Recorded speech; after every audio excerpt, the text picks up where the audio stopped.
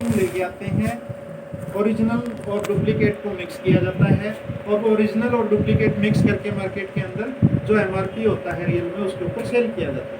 ठीक है जी। अब ये यहाँ मैन्युफैक्चरिंग और कस्टमर के बीच का जो पैसा है 50%, वो सारा का सारा वजन पड़ता है कस्टमर के ऊपर। ये सब लोग क्या हैं, ये 20% है और कस्टमर कितना है 80%। इन 80% का पैसा 20% के अंदर बढ़ जाता है। ये कस्टमर जो है ना, ये मिडिल मैन था, है, रहेगा, ये कभी अपने आप को ग्रो नहीं करता। ठीक है जी। इसके बचाव के लिए इन्होंने एक तरीका निकाला अमेरिका ने।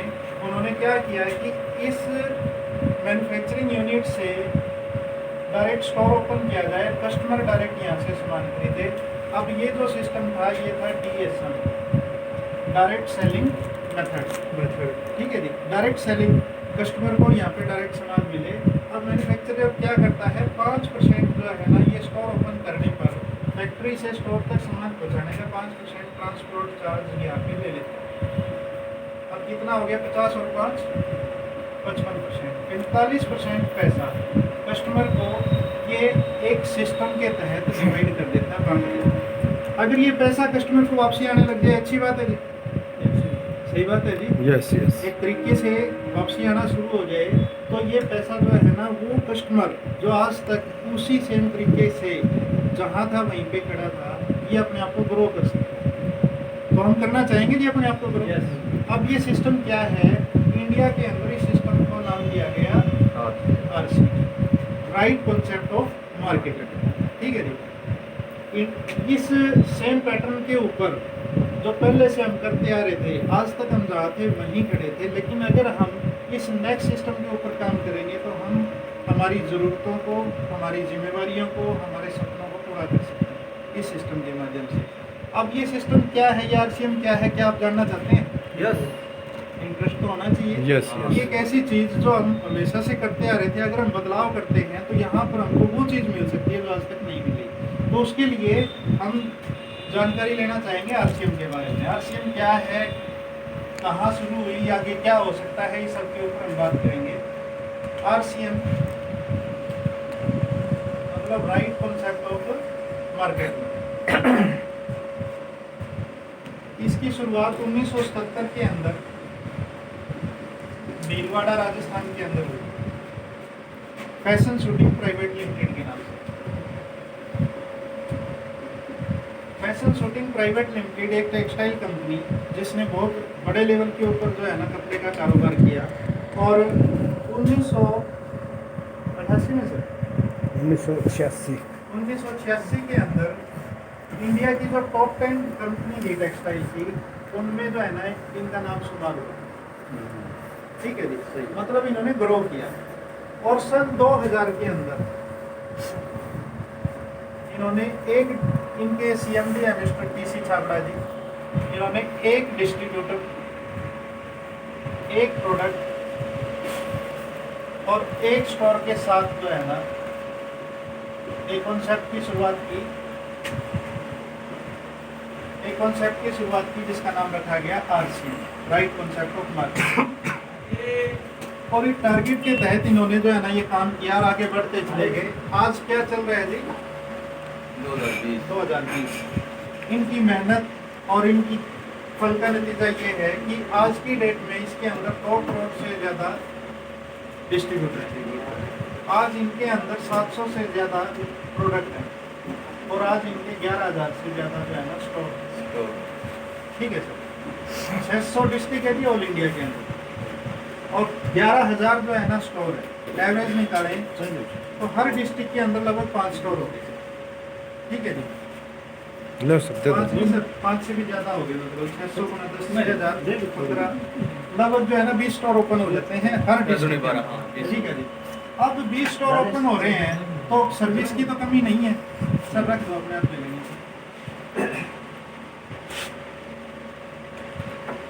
अब सर्विस की तो कमी नहीं है जी, ऑल इंडिया के अंदर जो है ना हर जगह ओपन हो रही है, सबसे ज़्यादा है जी, सबसे ज़्यादा है। अब इसके साथ में सर्विस के लिए जो इन्होंने स्टोर ओपन करने थे वो स्टोर ओपन कर दिए। अब इनके साथ हम जुड़े क्यों, ये तो होगी कंपनी की प्रोफाइल। अगर हम इनके साथ जुड़ते हैं तो हमारा क्या लाभ होने वाला है? इनके साथ जुड़ने के लिए हमें एक छोटा सा काम करना है। हमें पैन कार्ड, आधार कार्ड, बैंक पासबुक और फोटो, ये चीज़ें हमें चाहिए इनके साथ जोड़ने के लिए। इन चीज़ों से हमारा क्या बनेगा, एक कार्ड बनेगा, डिस्काउंट कार्ड। पहले तो आता था सर, कार्ड अब भी आता है। आता है डिस्काउंट कार्ड मिलता है। अब हाँ। जो डिस्काउंट कार्ड है, इस डिस्काउंट कार्ड पर आप जैसे ही 1,000 रुपये की शॉपिंग करते हो,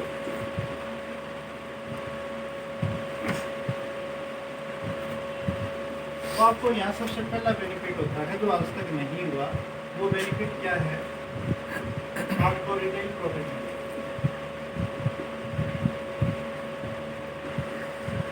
रिटेल प्रॉफिट क्या है जी, आप जो भी सामान खरीदोगे उसका जो एमआरपी होता है, उस एमआरपी के ऊपर 10% से लेके 25% तक का डिस्काउंट मिलता है।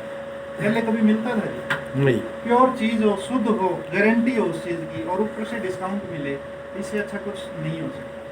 दूसरी चीज़ क्या होती है जी, रिटेल प्रॉफिट 10 से 25%।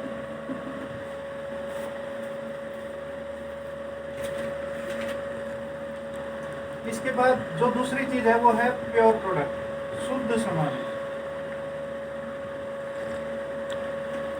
जो भी सामान मिलेगा वो 100% प्योर होगा, इस चीज़ की गारंटी है। ठीक है जी। तीसरी चीज़ क्या होगी, हमें यहाँ मिलेगा पक्का बिल। ये एक बहुत बड़ी बात है जी। हम लोग सामान लेके आते हैं किसी न किसी रिटेलर से, मेरे ख्याल से किसी मॉल से खरीदें तो वहाँ तो जो है ना गवर्नमेंट की एक बहुत सख्ताई है कि हमें जो है ना पक्का बिल लेना ही पड़ेगा, वरना किसी रिटेल स्टोर से हमें कभी बिल मिला है जी? नहीं। वो बिल नहीं मिलता तो वहाँ पे जो टैक्स होता है वो गवर्नमेंट के पास नहीं जाता। ऐसा एक नियम मतलब बताया गया है कि इंडिया की जनरेशन लगभग 150 करोड़ के आसपास पहुँच चुकी है, और 2% लोग जो है ना टैक्स पे करते हैं। ठीक है जी, 2% लोग जो है ना बिलिंग करते हैं, ITR फिल करते हैं, उनका टैक्स पे करते हैं। 2% की वजह से जो है ना 98% लोगों को सारी सुविधाएं मिल रही हैं, बिजली, पानी, जो सरकारी नौकरियों के अंदर सैलरी मिलती है, जितने डिपार्टमेंट है, जो हमारे सेना के अंदर फौजी भाई है उनकी सैलरी है, वो सब उन 2% लोगों की वजह से जो है ना मिल रही है। अगर हम ये पक्का बिल पे करते हैं तो इसके ऊपर जो टैक्स है वो गवर्नमेंट के पास जाता है, तो हम एक अच्छे नागरिक बनते हैं। तो ये पक्का बिल जो है ना इस चीज़ की निशानी है कि हम एक अच्छा काम करते हैं। अब दूसरा यहाँ पे हमारी एक सेफ्टी है।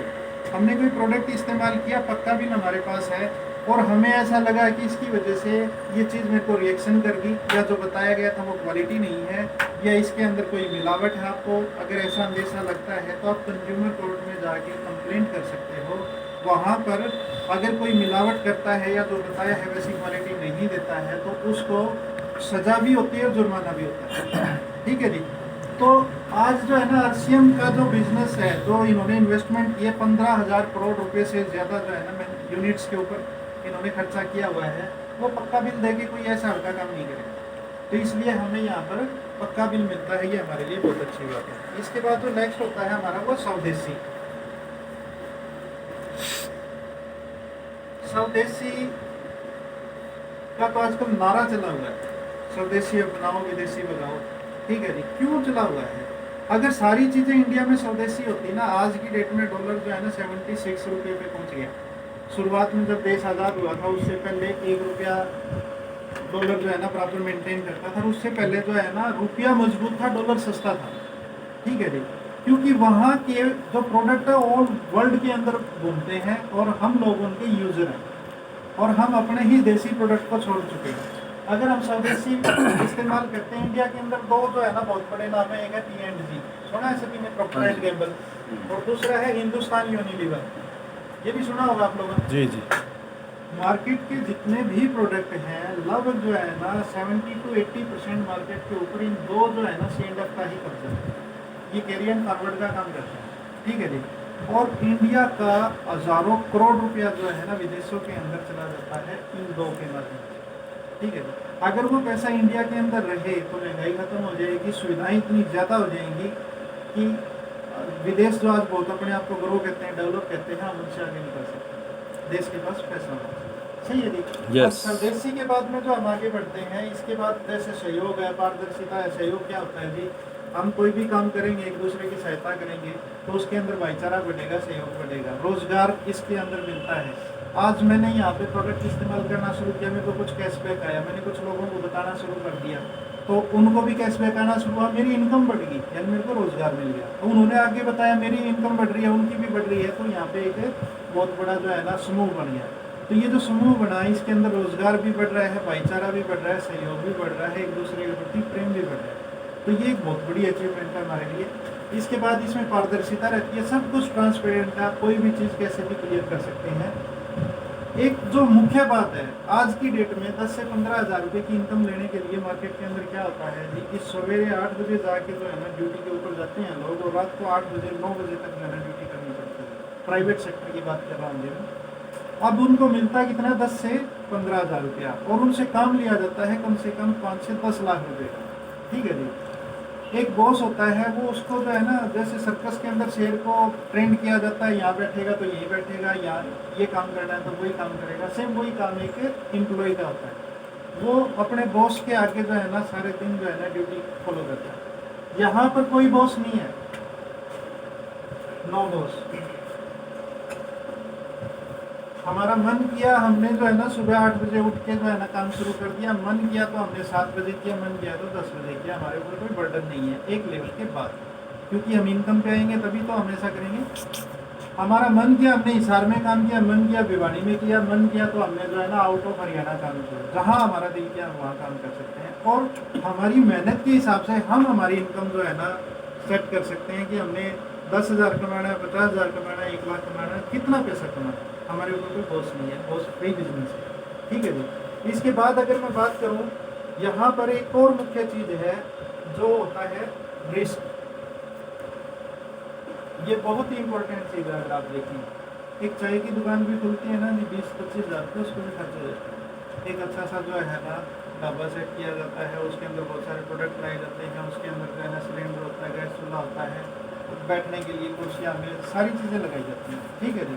उसके अंदर 20-25 हज़ार रुपये का खर्चा आ जाता है। अगर मैं RCM की बात करूँ तो यहाँ पर कुछ भी जो है ना हमें खर्चा नहीं करना।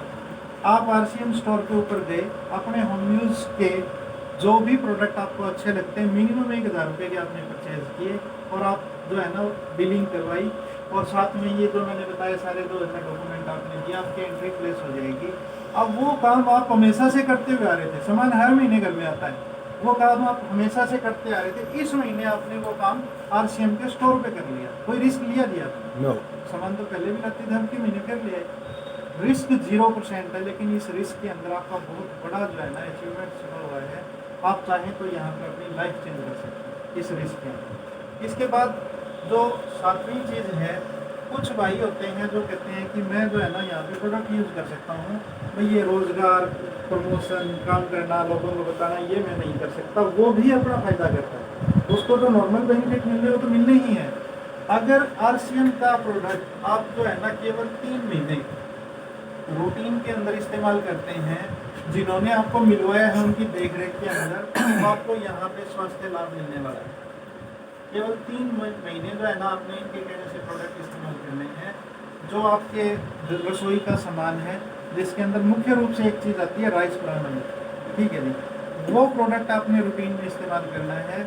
आपकी हल्दी, नमक, मिर्च, धनिया, जीरा, चाय पत्ती, टूथपेस्ट, सब कुछ जो है ना आपने इस्तेमाल करना है। 3 महीने के अंदर आप एक चीज़ पाएंगे, घर के अंदर कोई BP पेशेंट है, उसका BP हाई रहता है, लो रहता है, वो मेंटेन हो जाएगा। आपके घर में कोई शुगर पेशेंट है, उसकी हेल्थ में बहुत अच्छा बेनिफिट होगा। आपके घर के अंदर कोई थायराइड पेशेंट है, उसको बहुत लाभ होने वाला है। आपके घर के अंदर कोई भी ऐसा शख्स है जिसके जोड़ों में दर्द रहता हो, उसको बहुत लाभ होने वाला है। ये प्रोडक्ट इस्तेमाल करने से आपको प्योर चीज़ भी मिलती है और हेल्थ भी मिलती है, तो इससे अच्छी कोई चीज़ होगी सर? बहुत ही बेस्ट है।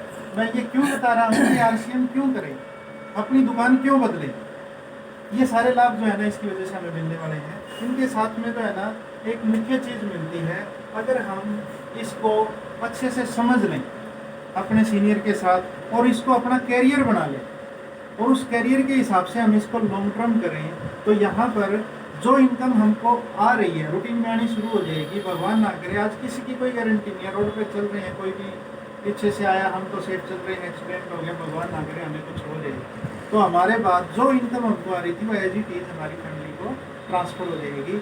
उस इनकम को बोलते हैं रॉयल्टी। रॉयल्टी मुख्य रूप से 3 ही लोगों को मिलती है। राइटर को, राइटर बोले तो लेखक, इसके बाद में साइंटिस्ट को और सिंगर। क्या हर आदमी राइटर बन सकता है? नो। पता नहीं कितना साहित्य पढ़ना पड़ता है और बोर्ड की चीज़ें कुछ लोगों में होती हैं, उनका जो है ना व्यक्तित्व कभी भी छप नहीं पाता। ठीक है जी। ऐसे ही साइंटिस्ट, हर कोई साइंटिस्ट नहीं बन पाता, ऐसे ही हर कोई सिंगर नहीं बन पाता। भाई बाथरूम सिंगर तो सभी होते हैं, लेकिन एक आदमी जिनको लोग सुनना चाहें, जिनकी प्रशंसा को हर कोई नहीं बन पाता। इन 3 लोगों को जब ये चले जाते हैं और इनके जो पसंदीदा जो भी आविष्कार हैं या जो किताबें हैं या जो इनके सॉन्ग हैं, वो जब इस्तेमाल होते हैं इनको रॉयल्टी आती है। लेकिन हमारे पास एक ऐसा सिस्टम हाथ लगा है जिसमें अगर हमने एक बार मेहनत कर ली, वो सेम रॉयल्टी हमारी नेक्स्ट जनरेशन को ट्रांसफर हो जाती है, हमारे नॉमिनी को ट्रांसफर हो जाती है। ये हमारे लिए शेयर सी बात नहीं है। बहुत सारे एग्जाम्पल हैं आरसीएम के अंदर जिनके पेरेंट्स ने इसके अंदर अच्छी मेहनत करी थी, आज वो इस दुनिया में नहीं है, उनकी इनकम उनके बच्चों को आ गई। ठीक है जी। तो आरसीएम करनी चाहिए।